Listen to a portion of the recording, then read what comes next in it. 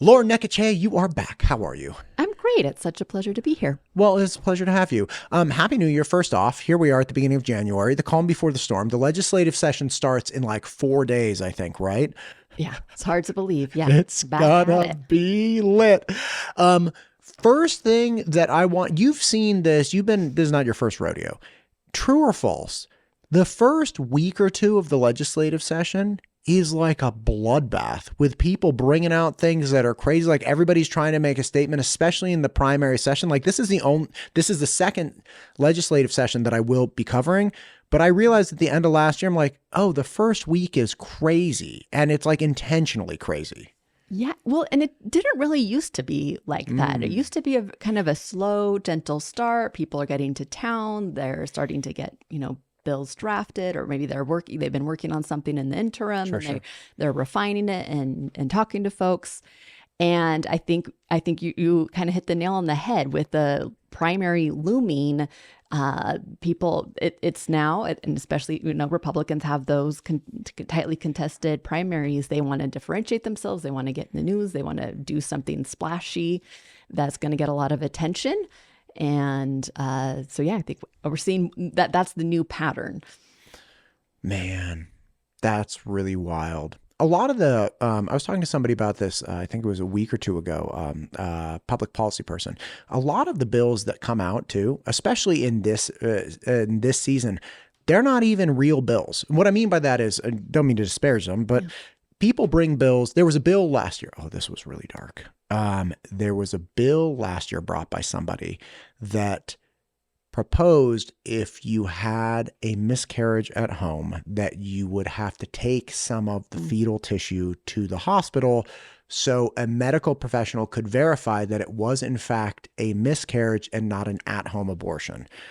And I read an article on that. I was like, what? And so immediately I call some people in the medical world. I'm like, did you guys hear about this? Like, this is, it seemed to me, it was like, this is crazy. Like, what problem is this solving? Like, and they're like, it's not going to make it anywhere. I was like, what do you mean? They're like, listen, people bring these things all the time and they seem like very intense, and to some people's opinion, inflammatory.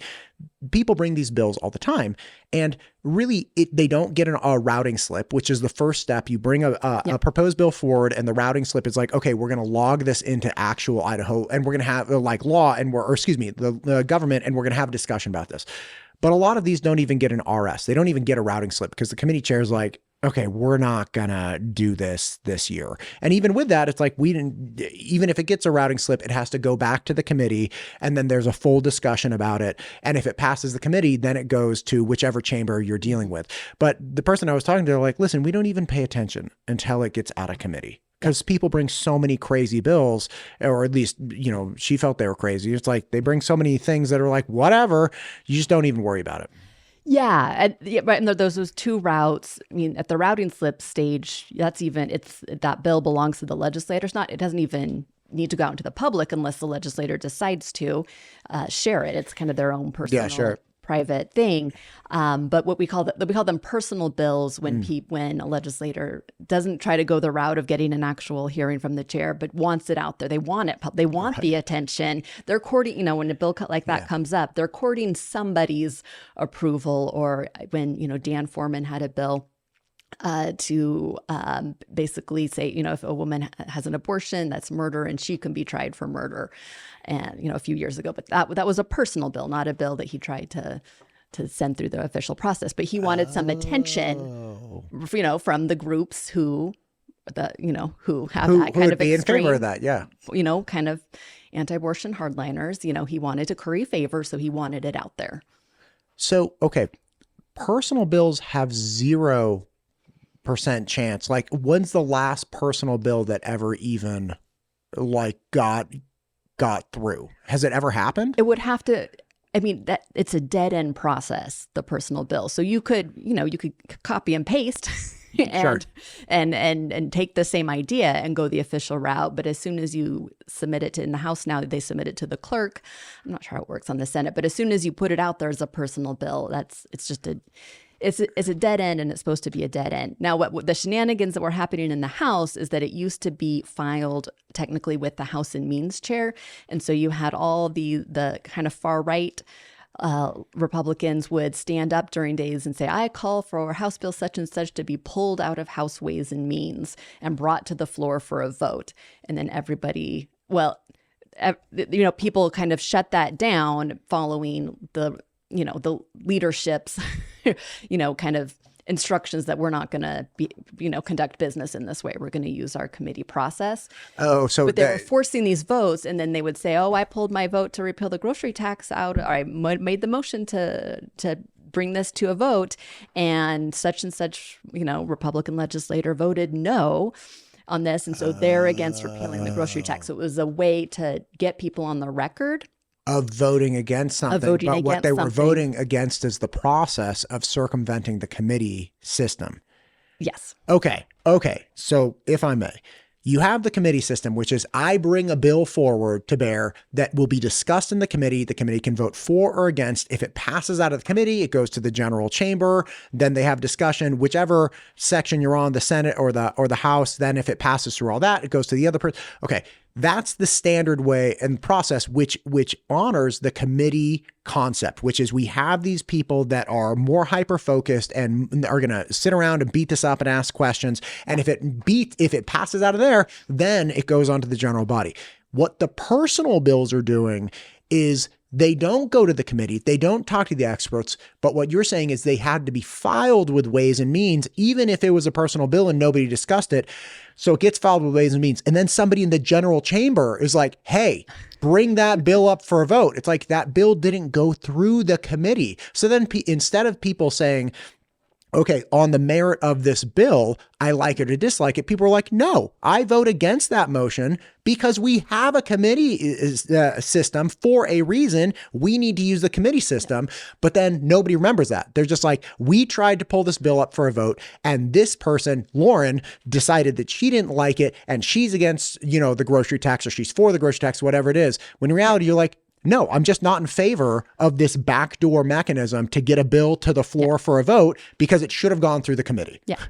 I did. How sneaky. Politics are so crazy. Right. And it's all being used to attack people. And so the House, House leadership was like, well, we don't like this. These rogue Republicans, trying to make folks look bad and make us as leaders look bad. So they changed the process. And now those bills are filed with the clerk, technically. So they just kind of sit out there.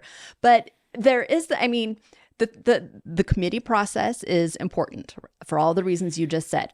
And committee chairs have immense power to just say no to bills. And then, your House Speaker, your House leaders, they have immense power because they can say, okay, committee chair, you follow my guidance on which bills you give a hearing or not to, or you're going to not be, you're not going to be chair anymore. And so there is, there is a tension there of just like how many things can just get suppressed and never see the light of day because of the process.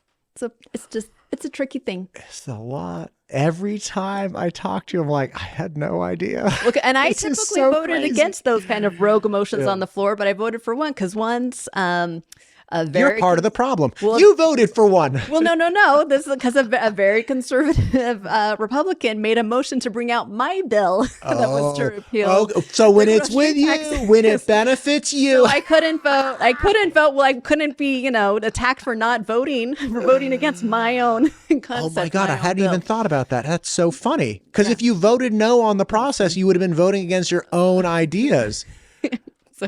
Oh my. And then of course you get attacked for supporting a process that you likely would have spoken out against previous. This is why people have been asking me more lately. They're like, so when are you running? Like for real though. I'm like, I'm never running. They're like, no, but honestly, I'm like, I'm never running for anything. One, I don't fancy myself as somebody who has actual answers. So like, what am I going to be doing up there? And two, I wouldn't know how to navigate this process where it's like, I don't, and I'm not interested in playing those games. Like it's too much for me. I'm just a pea-brain dude trying to understand. Did you catch, well, never mind. I'll ask you later. Okay. There was an episode recently where I was like, I don't even know what to do with what's happened. Anyway, look, you're the head of the Democratic Party. Yes. What's your priorities for this legislative session? Like, where's the Democratic Party going to be leaning? What are the things they really want to see come to pass? Like, what are the priorities? Yeah. Well, I'll tell you what I'm really worried about. And it's the budget overall. We already know that revenues did not come in to meet the target. We know we had a lowballed revenue estimate, and we know that they made $450 million in permanent revenue cuts when you include the vouchers. And then they're going to turn around. The 450 million. Okay, that revenue cuts. But the deficit, if we conform to the one big beautiful bill, like not only did we do 450 million there, but we also stand to potentially be in like a $500 million deficit as well, right? Yeah. Okay, I'm sorry I jumped ahead. No, that's really important context. We have got this big hole. I think it's a manufactured, but budget hole. This was foreseeable.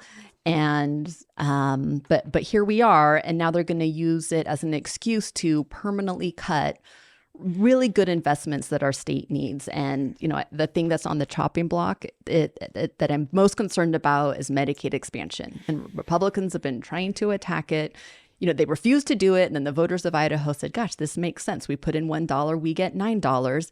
That creates, 9,000 jobs a year. It helps our rural hospitals stay open.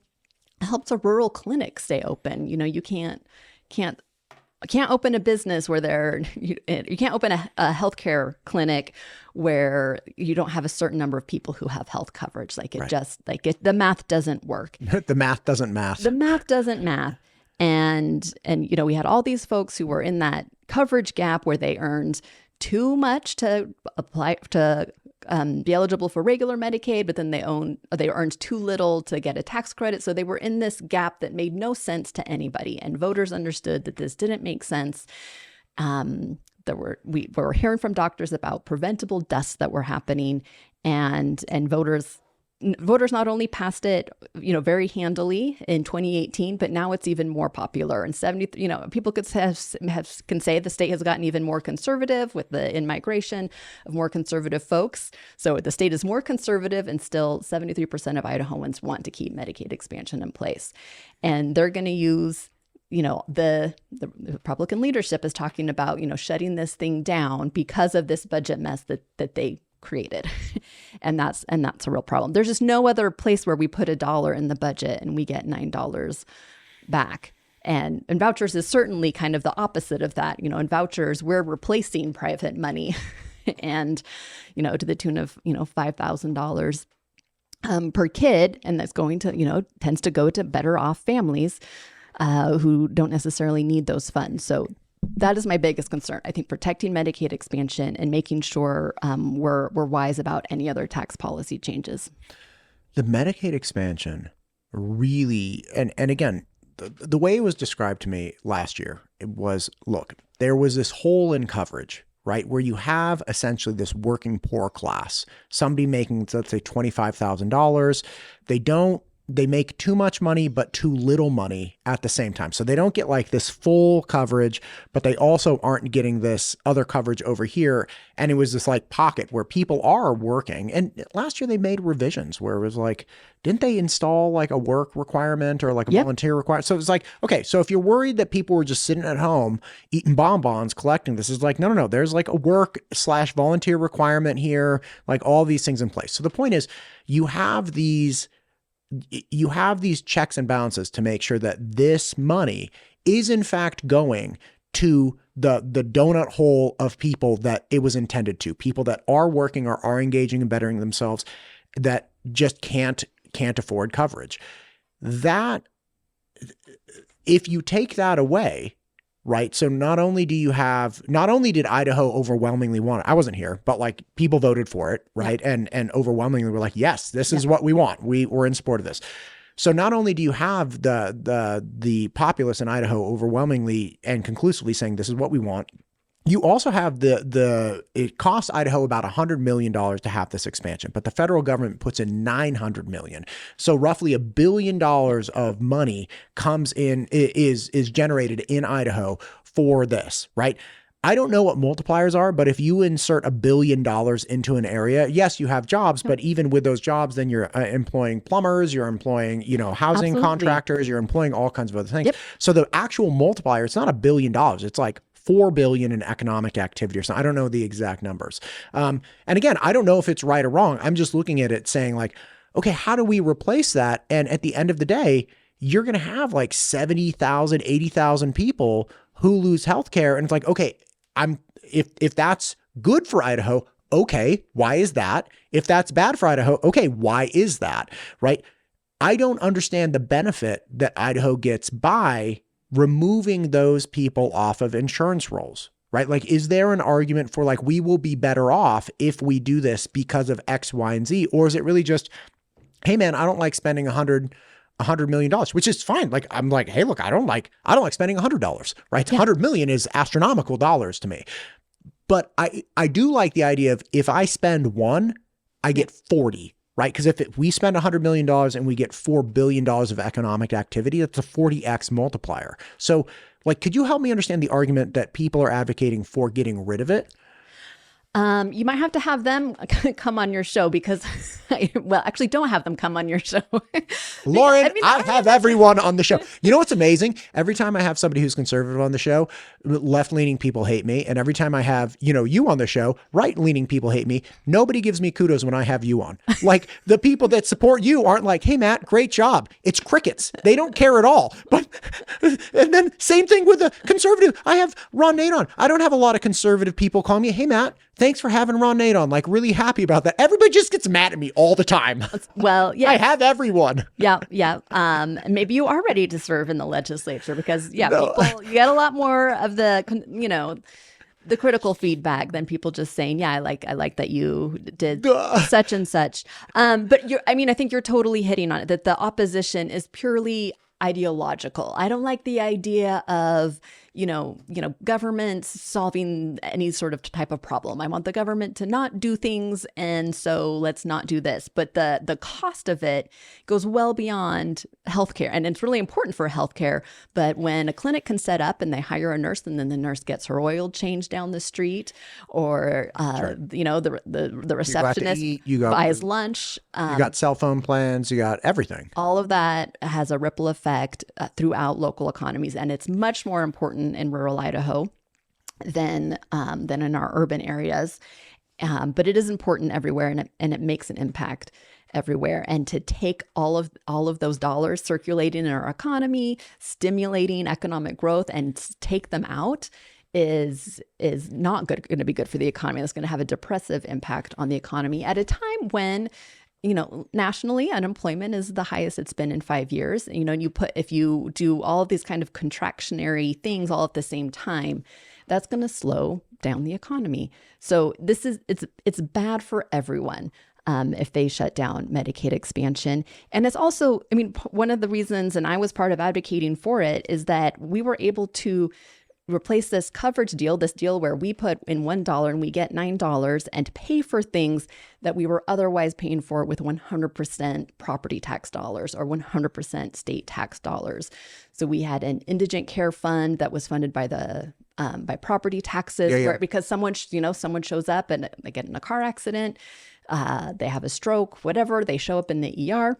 And these are people without insurance. And they don't have insurance. The rule we have, it's the federal law signed by Ronald Reagan and called EMTALA, is that the hospital has to provide care. And that is good for all of us. Nobody wants someone digging through our purse to find our insurance card and and calling and making sure it's still active, still good before we, get treatment for a heart attack, right? Right. We die in that scenario. So you show up in the ER, like you're going to get that emergency care, but then that could be really destabilizing, especially for rural hospitals to have, a few expensive cases like that a year. It was really problematic. So we had this combination of the indigent care fund and then the state catastrophic care fund for those really high ticket items. And so we were paying that for Idaho this. was funding. Idaho was paying for this. The 100% and 100% emergency care. So if you, were kind of rationing your asthma inhalers, you couldn't afford them out of pocket. They're expensive, and you didn't have your asthma under control because of that, and you had a big asthma attack and you ended up in the ER, we're paying for that ER visit. Whereas when we get people coverage, they can just have the right asthma inhaler that they need at the right time that their doctor has prescribed to them, and get that monitoring to make sure they stay healthy. So we were paying for expensive emergencies instead of preventive care. And then we were also paying with 100% state funds for like kind of a very patchwork, there's just a set of mental health services. So if you had mental illness, there was kind of this pot of behavioral health service dollars, but you weren't guaranteed it. There weren't enough funds for all of the need. And so it was an expenditure that it's not that it wasn't a good investment to try to get people services. Investment in mental health is important, and it's really broadly popular. But it's you get it one year and then you don't get it the next year. It wasn't a good system to keep people healthy. And with Medicaid, you can just, get your coverage and have your mental health needs met instead of going to the state and trying to see if, where you are in line to get some funding that year. One broader concept that I don't like, when you said at the beginning of this, you're like, look, it's a philosophical thing or ideological. They don't want the government doing these things. Okay. Like you and I could probably sit here and be like, I would love it if the government didn't have to worry about anything, right? And didn't have to address anything. And again, like maybe from a principled standpoint, you and I would be like, yeah, man, that would be great. Like, I don't have to worry about you. You don't have to worry about me. We don't band together, whatever. The problem comes, I think, in looking too short term. And I've brought this example up many times, but the early childhood reading. Okay. People are like, hey man, your parents should be teaching you how to read. Like, we don't need to worry about this. The state of Idaho doesn't need to worry about this. And largely I'm like, yeah, man, like we read to our kids every single night. And like my wife read to them more than I did, but like I absolutely participated. Like these are things people should participate in. And I feel bad for the kids that don't get it, but feeling bad for somebody is not a reason to like spend taxpayer dollars, especially mine and yours. Okay, fine. The problem comes not in the near term, but the problem comes where we all understand that by third grade, if a kid's not reading fluently and they transition from learning to read to reading to learn, if you can't make that transition by third grade, your probability of ending up incarcerated skyrockets, right? It's way higher.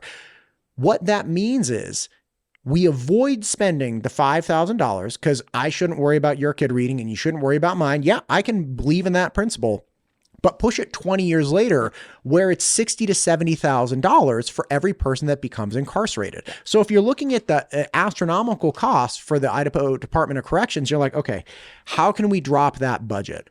Like we're spending, I don't know, I'm going to make up a number, like $100 million on the Department of Corrections. Okay, how do we drop that budget down? And the answer is, well, we need fewer people incarcerated. Okay, now we can accomplish this by letting people out that should be incarcerated and just being like, well, it's a 10-year sentence. Let's let them out at 5. I don't know anybody advocating for that.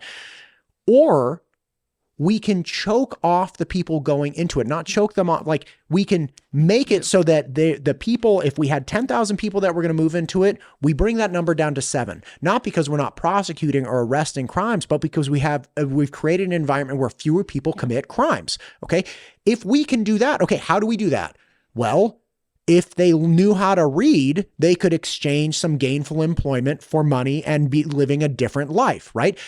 All of it comes back to, look, I love the idea that you should be responsible for your own health. I love that. I love it for me. I love it for you. I love it for anybody walking down the street.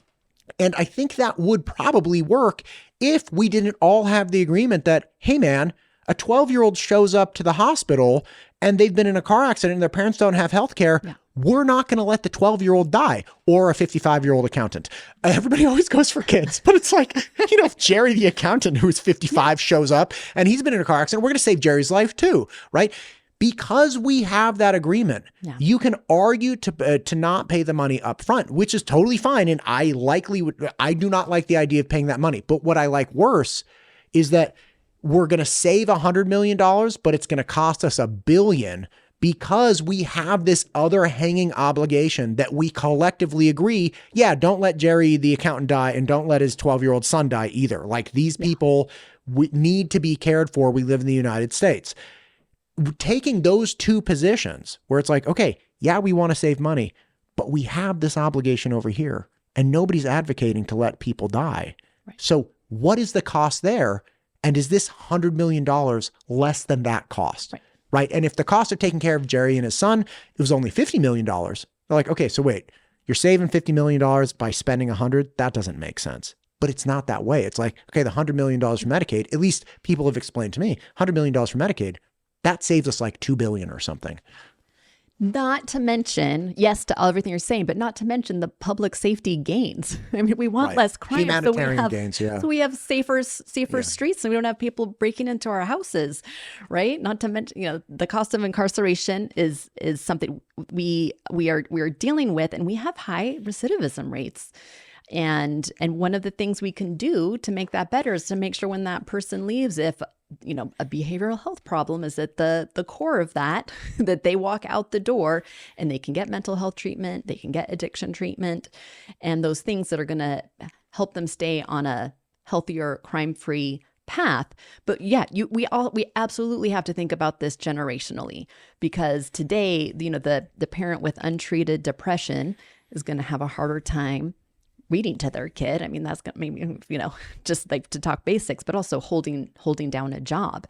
And then holding down the job is what pays the rent and, makes that child secure and avoid, what the public health experts call adverse childhood events, that where we know, a certain number of bad things happen to you as a kid, like getting evicted and experiencing homelessness or having abuses of all kinds. We know that there are much higher rates of these experiences among the people who then end up incarcerated, and that's costly to society in so many ways. And I think people of all political stripes have that kind of common sense understanding that when we do right by our kids, it's good for the whole community. The whole recidivism thing is, again, another conversation where it's like, okay, there was Sheriff Clifford attempted in Ada County to pass a jail bond a couple of years ago, and I think it lost by like 0.1% or something. It was like 50 people, right, said no, and he had to pass the 2/3 threshold. And again, he didn't, or at least the voters did not. And anyway, so I was chatting with him about it, and he's like, look, we have programs that people get really mad at us for. They're like, let them sleep on the floor, let them eat bread, crumbs, like all of these different things. And one of the problems with that, among humanitarian problems, he's like, look, that will increase the number of people coming back because that'll increase recidivism. So we can take this hard line where it's like, I don't want to spend $1 to help this person who has been, is in jail or, incarcerated, whatever it might be.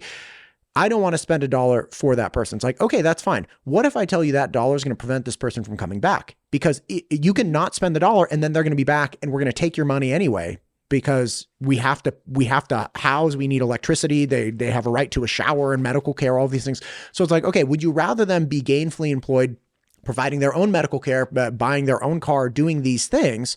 Or do you want us transporting them, providing medical care and doing these things on your dollar? It's like, oh, well, I don't like that idea. Exactly. So do you want to spend the $1 to get them to never come back here? And it's like, well, again, I think the financial nuances of this get lost in the ideological fray of like, well, I don't want to support someone else. Yeah, I don't. But we're going to, if they don't have insurance or if they end up in jail or all of these other things, we are going to fund a jail system that has to feed them 3 times a day, offer them showers and health care. Yeah. Yeah. Then we're being penny wise and a pound foolish. And we just pay more down the road. And I like that expression, except it's English. Come on. Penny wise and $1 foolish. There you go. Doesn't have the same. You know that mind your P's and Q's came from English pubs as well? Because, okay, so apparently people had like tabs at the English pub and it was pints and quarts of beer. So people would get too hammered, as they do at times, drinking beer and stuff. And they go home and overnight people would be like, let's just add one more to there. So the whole phrase of mind your P's and Q's was like, pay attention to your tab. Like, don't lose control of yourself. Like, be cognizant of how much you owe somebody. True story. All right. The English, man, they're infiltrating our stuff. Yeah, I mean, we're sitting here speaking English, so yeah. I mean, there is that, I suppose. So Medicaid expansion, Yeah. that's a big thing that the Democratic Party really wants to make sure stays in place. Yes, and I've been worried about it since the voters passed it, but I've never been as worried as I am right now. And we saw the House last year be ready to throw it out the window, and it got stalled in the Senate. But I'm deeply concerned, and the rhetoric, I keep hearing the rhetoric from the Republican leaders in there about shutting it down, and it would just it's bad for the economy, bad for rural healthcare, bad for families, bad for kids, bad for reducing recidivism and getting people on a healthy track where they're contributing to society, and so I think that's the biggest risk. Do you worry that somebody told me at the end of the session last year, they're like, look, a lot of the crazier big bills are like smokescreen for other bills. Do you worry about people using something that is such a clear target, Medicaid expansion, to get people's attention, like, look over here, and then like over here they do something? Are you worried about Medicaid being used as in that manner, or as like a negotiation block? Like either a distraction or a bartering chip? I think I think Medicaid often becomes a bargaining chip, or there are all kinds. I mean, this is how they operate between the House and the Senate. This is why right? I can't do politics. And it's so too much. It's infuriating to watch. Oh my gosh. The speaker will not let something that needs to pass, that needs to happen, get a vote until, the Senate does something, like whether it's, the launch scholarship bill or something like that. Like, we'll let you keep Medicaid expansion, but you have to repeal launch or something like that. It could, yeah. I mean, yeah, the horse trading is, it's disappointing. And then like the egos get involved. If I have this special pet project so it needs to get passed, even if it's not, a real priority of the state.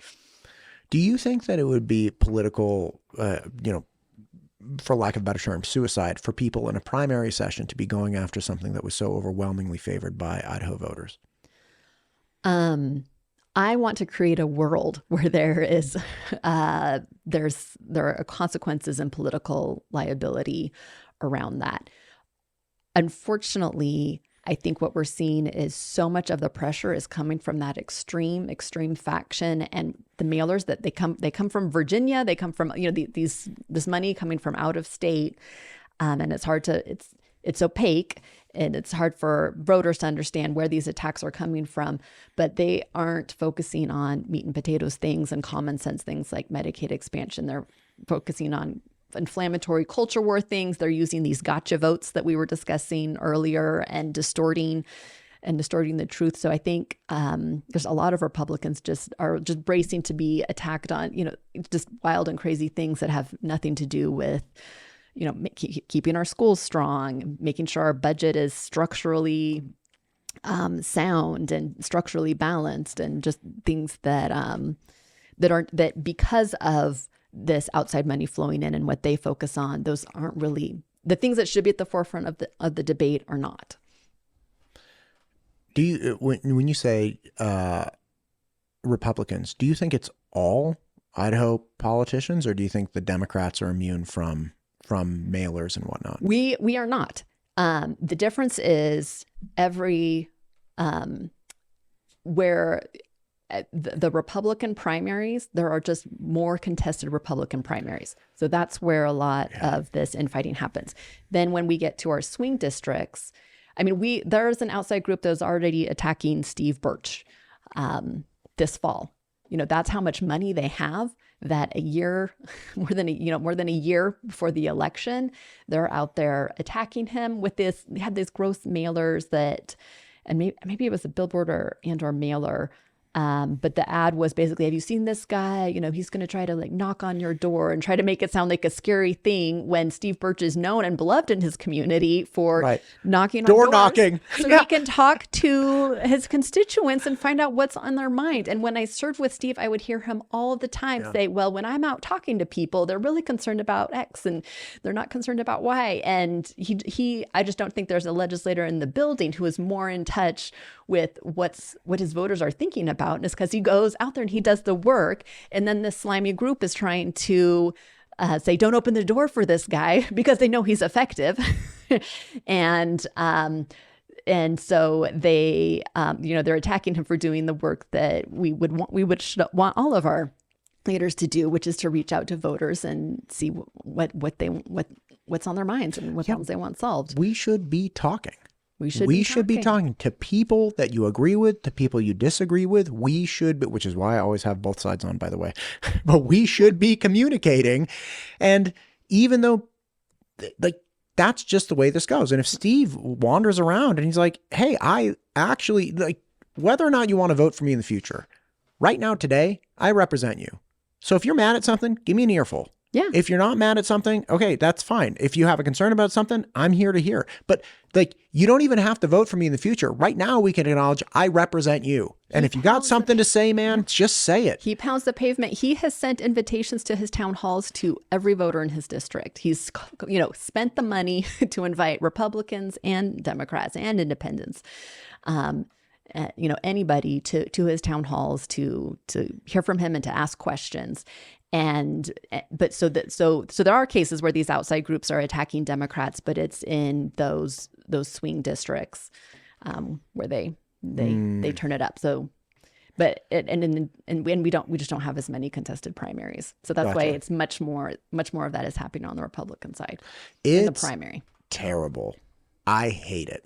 I want to do everything I possibly can to expose the outside influence in Idaho. And not for one representative or senator or another. That's not my goal. If Idaho should get exactly what Idaho wants based on reality in Idaho. If Idahoans are persuaded by people out of the state to act one way or another, that to me is like a travesty. It's like, no, man, that's not real. You don't have to like this person. You don't have to vote. But as long as you have good information, then you will make the best possible decisions about what we want collectively. Yeah.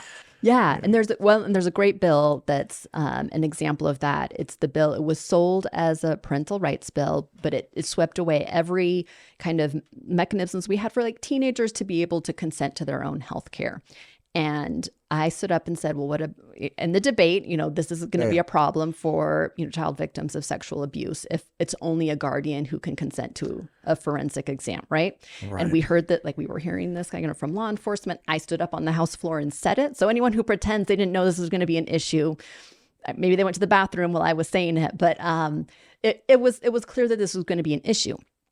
But there was also this word going around. May I ask a question? I'm very sorry to interrupt. So what you're saying is effectively we have a parental consent law, which is anybody under 18 cannot consent for their own medical care. And there are a lot of instances where this is a problem. People in rec sports, people who have, for instance, women who have delivered a baby, they're 16, 17, they can consent for their child's health care. They can't consent for their own. People in emergency foster care situations, there are all kinds of things. But the example you're bringing up, I actually hadn't heard, which is, say a 16-year-old girl arrives at the emergency room and is like, I have been raped by my uncle. I've been assaulted by my father. I have had this kind of thing. Can you please do a rape kit on me?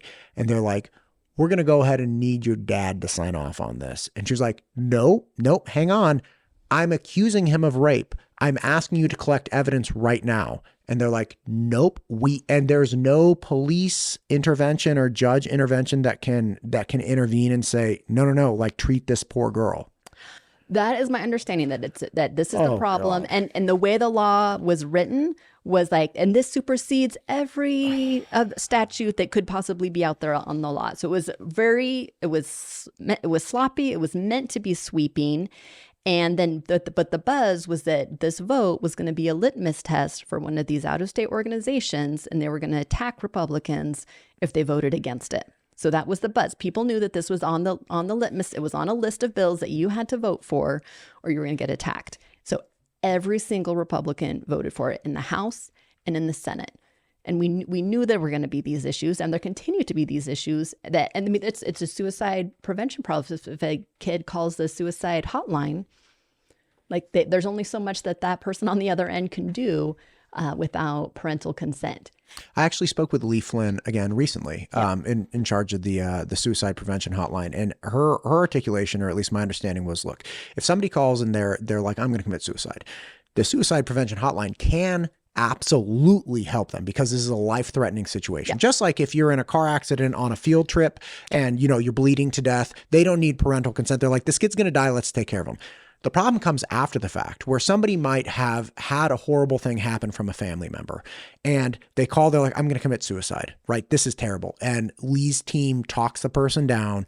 And the next day, the kid either calls back or well, obviously the suicide prevention can't call back, because if the kid calls back and they're like, okay, thank you, I needed that last night. Yeah. I need help though. Can you help me? They're like, we're going to need your dad to sign off on this. And it's like, wait, I'm accusing my dad of these things. I can't. And it doesn't have to be dad. It can be mom. It could be anyone, like somebody beating up on a kid or something. But the point is that in the absence of a life-threatening situation, no one can provide care regardless of the situation. Right. And there are a lot of those calls to the hotline that aren't, you know, I'm about to, you know, do something to end my life, but I'm in crisis and I need help, and then no help can be provided. You know, and a school district could be kind of getting this from a kid who comes into the nurse's office, a counselor's office, but you know the family doesn't believe in any sort of mental health services. They have that kind of a line, or they don't want to do a referral, and then I had to sign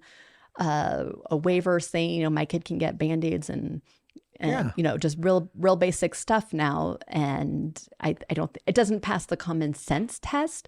I think there are ways to preserve parental decision-making and healthcare decisions without throwing common sense out the window. But they threw common sense out the window because of this threat, you know, that we're talking about. And there's that this is going to be a litmus test and you're going to be attacked.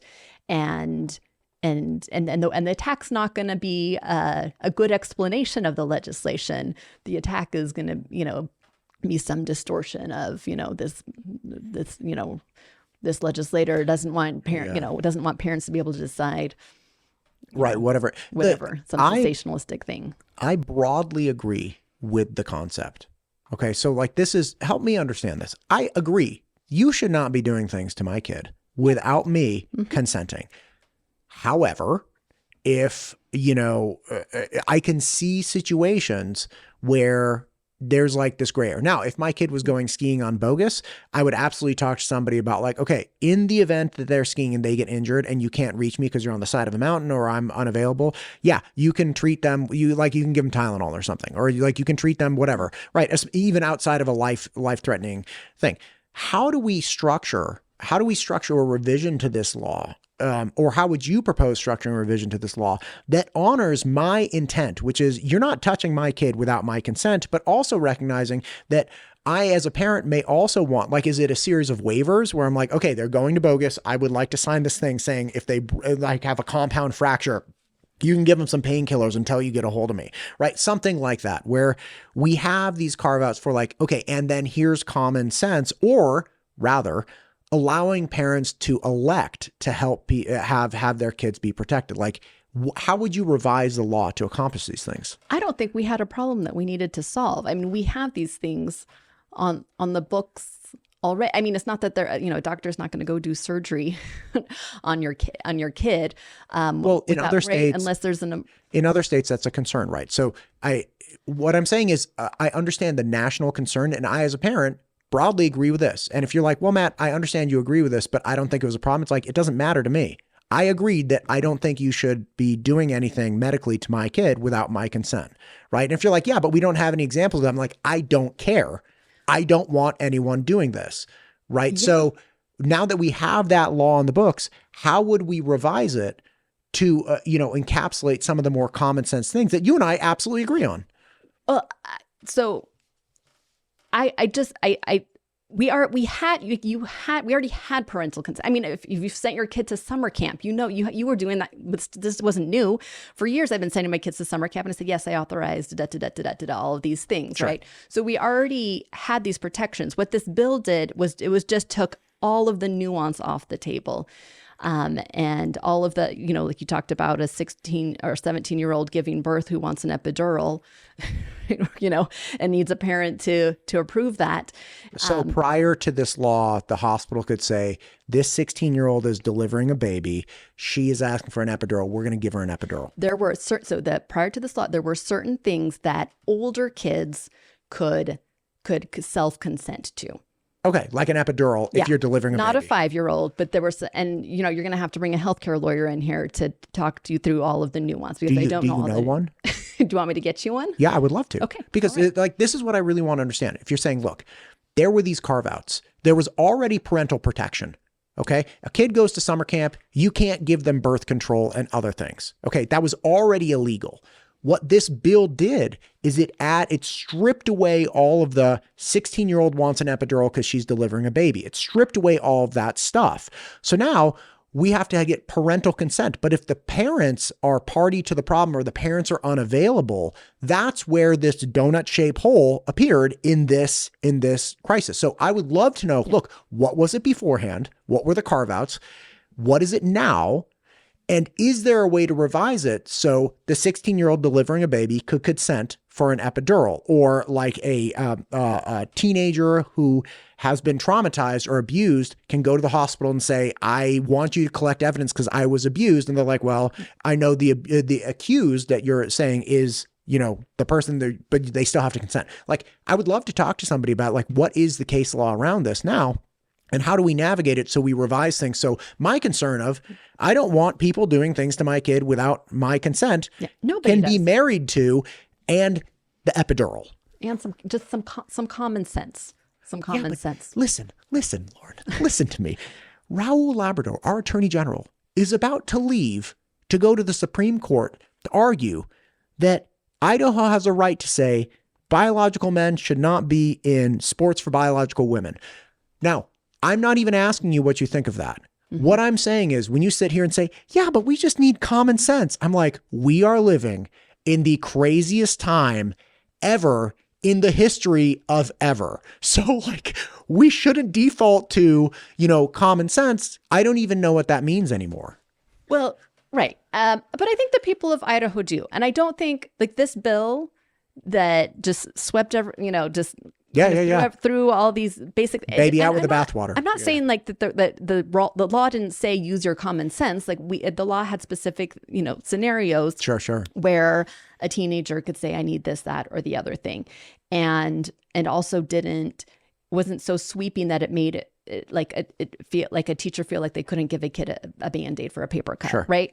So we didn't have that kind of the harsh, rigid stance written into law, and then this problem came that we're trying to. But here's what I'm trying to say is that common sense Idahoans didn't go to the legislature and say, you need to pass a bill because a teacher gave my kid a Band-Aid and I don't want them to get a Band-Aid. This bill came from an outside group. And I think part of the reason these bills are coming is so that they can try to differentiate who are the sheep who are going to, in the legislature, who are going to follow every nutty idea that comes up that we want. You know, they're not going to say nutty, these extremists, because they believe whatever these things that they believe. Who are the sheep who are going to follow all of this, and who are not, and who's not, and there's, you know, these things are correlated. The people who will just vote for all of this stuff, there's a group of them that will do whatever the Idaho Freedom Foundation says.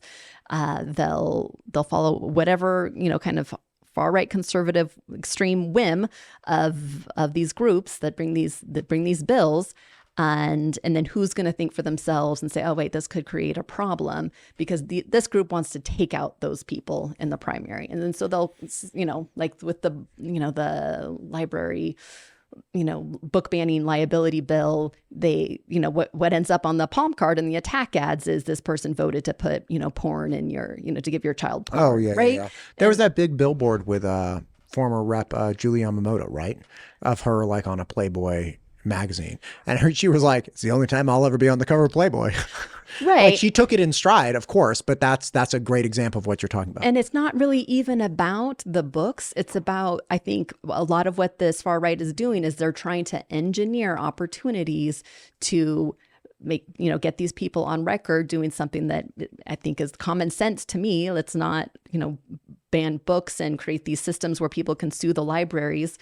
But it's a tool for them to then attack them and say you're trying to give kids porn, and then they're getting, you know, Julie Yamamoto out because she is opposed to vouchers, right? that's what a lot of that energy was about. A lot of that money was about, is that they're attacking her because she opposes vouchers, but that's not the salacious thing that's going to scare voters. So they put these wild, cruel accusations out there. Have the library bill passed in 24, correct? I believe it was 24. Yeah, because I think there were a bunch in like 22, 23, and then finally in 24. Are you aware of any negative fallout from that library bill?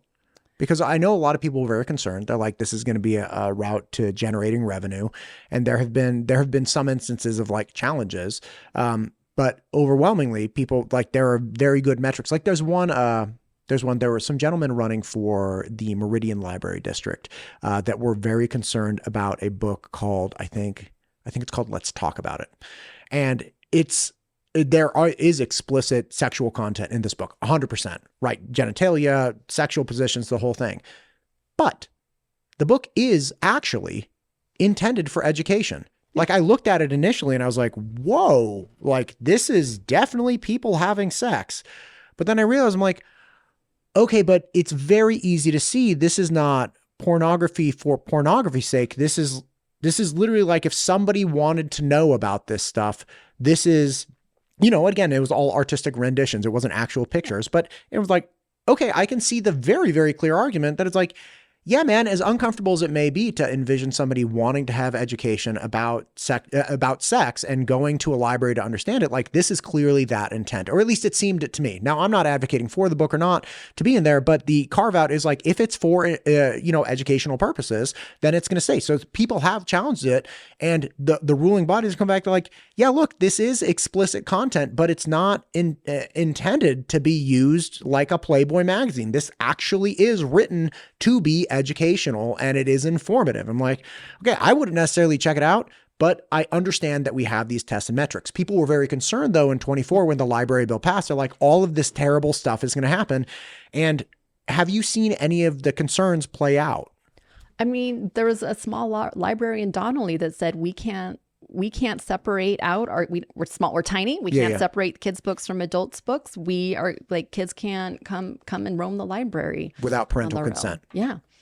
So I don't know that what lawsuits have been successful. I don't know if any, sure. I mean, but I do know books have been taken off of shelves, and the book that you described, it might not be someone's cup of tea, but if another set of parents might say, this is exactly what we want to use to educate our children about body parts. And we think this is protective against sexual abuse. A lot of people have that view that if we can, name the genitalia and kids can understand how all of this works, that then if someone tries to victimize them, that they're going to be in a better position to tell an adult what's happening to them. And so that's a decision that we can let parents make. Do they want to use this sex education book or not? And not say, we're going to just take this off the shelves because somebody doesn't like it. Yeah. I had Kristen Jensen on my show. It was one of the very few remote podcasts I've ever done. But this gal wrote a book. I can't remember if it's Defend Young Minds or Protect Young Eyes, because those are two different organizations. But she wrote this book. Have you ever heard of infant self-rescue, ISR? So essentially, we all have anxieties around little children and pools, right? Right. So there's this program, the ISR, that trains like a 16-month-old, if the kid falls in the pool, to rotate themselves up, be able to float, and scream for help. Unfortunately, if you've ever seen the training, it's like the kids are screaming and getting waterboarded. Now, again, it does protect lives, right? So it's like 600-700 instances of infant self-rescue using this system. So it's like, okay, I understand this is traumatic. You're not going to like me for it, but dear God, we have a pool in our backyard and like, we're going to do this. Like, I have friends who did it with their young kid because they moved and had a pool in their backyard and they're like, we have to do this. And they had a kid, and the kid, when the daughter was like 2 or something, or 1, and she would realize that where they were driving, she would start freaking out. Now, mind you, they put a fence around it and like the kid never had to use it, but they're like, we're really sorry, but we have to do this because we live in this world that has a pool, and like, we would rather you be mad at us as a 2-year-old than die, right? Anyway, the point is, this woman wrote this book that did the same thing for tech safety. So it explained in an educational and safe way to people that are like 8. It was a book designed that you read with your kid, where you developed the capacity. If a stranger comes up to you and is like, hey, check out this on the phone, instead of being like curious and like, oh, this seems different and weird, like, what is this? You're like, oh, wait, I know what to do. Like, this isn't good. Like, I have to go run and grab my mom, right? So there's this educational thing where you give the vernacular, give the communication, and give this, like, if somebody starts doing this, do this immediately. And they train that into kids. And there are thousands of cases of children rescuing themselves from strangers or even people tangentially related. Like, you're at a play date with somebody and you're 12 and like there's a college brother who's home and he's not a very good kid and he like, things like that. And the 12-year-old's like, oh, whoa, I know what to do. Yeah. Yeah. Yeah. So again, educating yourself. Yeah. Yeah. So we can take care of it. Listen, we've talked about a lot of things today. Yeah. We've kind of gone all over the place. I know, you're getting up early, you're working really hard. I don't want to take too much of your time. Is there anything, and we obviously can come back and do more. Is there anything you'd like to hit here at the end? No, just this budget mess is manufactured, and there are such easy ways out of it that don't, cut more deeply into just basic services. And so that's, I think, if for anyone listening, who sees that and says, gosh, maybe we couldn't afford $450 million in revenue cuts last year. Maybe we roll back a little bit of that, get rid of the vouchers, and then we can keep some of the stuff that really helps our state be prosperous, helps the next generation. Let your legislators know that's the kind of solution you want. Do you think there's any desire within the state to repeal the school choice, quote, voucher program? I think a lot of people. No, sorry, within voters, the state government. I think there are people who voted for it who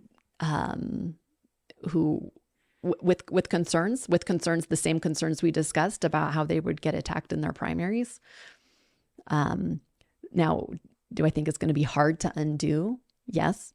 And the one lever we have is that it's set at an amount. There's a budgeted amount for it, up to $50 million.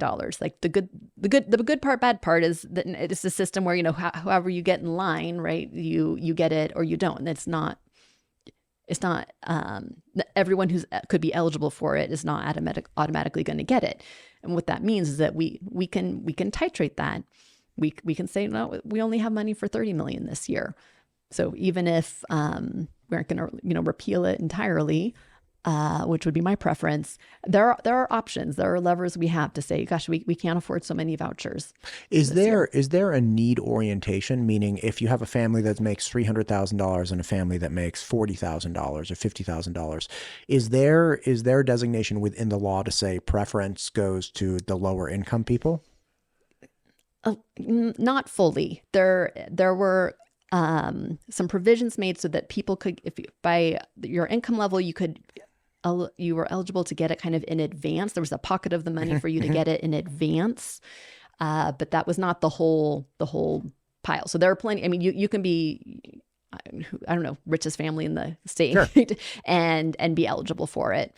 So you're eligible if you apply quickly, and this section that's reserved has already been allocated. Okay, so there is like, hey, we're going to give preferential treatment to people that are lowest income, but that doesn't mean once those people are satisfied and have, like, say there are 100 people that apply for it that are the lowest income and they all get the $5,000. The remaining funds go to, like, they could go to somebody making $1 million. There's not a cap with like, we're not going to give money to somebody making over $200,000. It's like, no. Look, we'll give the money first, but any money left over obviously goes on to whoever with whatever income. Right. And it's not that the whole bucket is said, oh, everybody who gets in line will give, this goes to, lower or middle income families first. There's only a section of it that has this kind of priority. Oh, so like, even the whole bucket is not designated to be oriented to that. It's like we set aside $10 million for the lowest income people. The other 40 goes to whoever gets in line first. Not quite. It's kind of about, it's more about this, certain families can qualify for getting it in advance. because rather than just getting it reimbursed. Gotcha. So that if it didn't line up from when so you could get it sooner because you had to pay your tuition check, basically. Gotcha. Is the thinking, but the whole bucket does not work like that. Gotcha. These are And there are no complex income. things. Yes. Health insurance attorney. I would love to talk to somebody if you know somebody. Yeah. Awesome.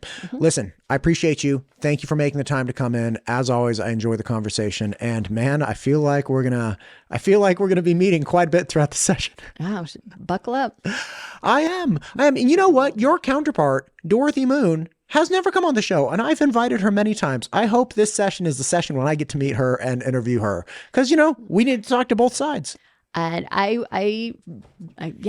yeah. Could you put in a call to her? Could you be like, hey, Dorothy, Lauren here. Good to see you last weekend. You should go on Matt's show. I'm trying, I want to hear from everybody. Well, and she's the chair of the dominant party in this state, and you are giving her an invitation to speak her mind. And you're very pleasant, and I can't imagine saying no. You know who else I haven't been able to get on? Chanel Dixon. The director of the Department of Ag. Excuse me, not Chanel Dixon, Chanel Tewalt. Oh. Excuse me. I just had Jason Dixon from Pocatello. Dixon was in my head. Yeah. Chanel Dixon's awesome. I haven't had her on the show, but Chanel Tewalt, every time I hear that woman speak at like conventions or whatever, I'm like, wow, she is a monster. And I think the problem is she's just so dang busy. She's like, I don't think she objects to the show. She's like, listen, I'm doing real work and you're just chatting with people. I cannot comment on. She's the best. She's great. Yes. Anyway, thank you for coming on. We'll do it again. All right. Sounds good.